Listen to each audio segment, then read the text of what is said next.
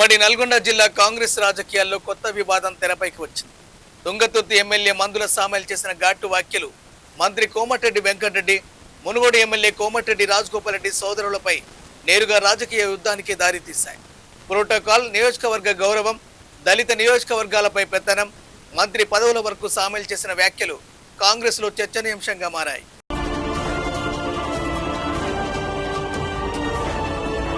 సామెల్ మాట్లాడుతూ తనకు సమాచారం ఇవ్వకుండా తన నియోజకవర్గంలో పర్యటించడం ఎమ్మెల్యే హోదాను అవమానించడమేనని మండిపడ్డారు.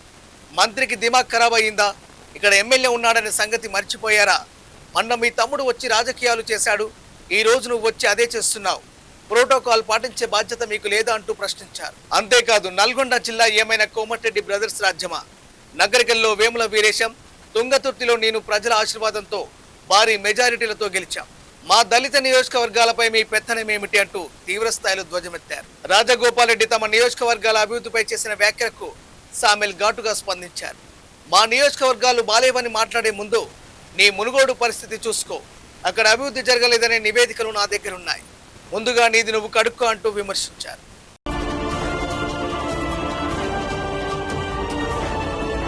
దళిత నియోజకవర్గాలను చిన్నచూపు చూస్తున్నారని ఆరోపించిన సామెల్, మేము మీ దగ్గర చేతులు చాచి గెలవలేదు, ప్రజాబలంతో గెలిచాం. ఎస్సీ నియోజకవర్గాలను తక్కువగా చూసే అహంకారానికి ప్రజలే చావు దెబ్బ కొడతారంటూ హెచ్చరించారు. రాజకీయ విమర్శలను మరింత పదును పెడుతూ రాజగోపాల్ రెడ్డి గతంలో బీజేపీలో చేరి రాహుల్ గాంధీని విమర్శించి ఎన్నికల సమయంలో మళ్లీ కాంగ్రెస్ లోకి వచ్చారని గుర్తు చేశారు.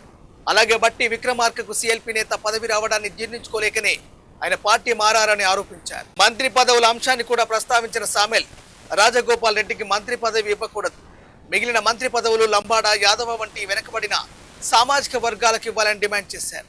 అవసరమైతే కోమటిరెడ్డి సోదరుల వ్యవహార శైలిపై కాంగ్రెస్ అగ్రనేతలు రాహుల్ గాంధీ, మల్లికార్జున ఖర్గేలకు ఫిర్యాదు చేస్తారని ప్రకటించారు.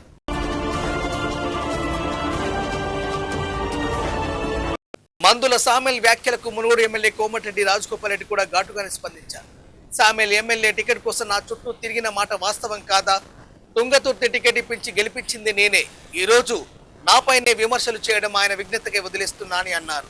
తనకు ఎవరితోనూ వ్యక్తిగత విభేదాలు లేవని స్పష్టం చేసిన రాజగోపాల్ రెడ్డి, తుంగతుర్తి కాంగ్రెస్ నాయకులకు నేను క్షమాపణ చెబుతున్నా, తప్పుడు వ్యక్తిని బరిలోకి తిప్పి గెలిపించాననే బాధ మాత్రమే ఉందంటూ వ్యాఖ్యానించారు.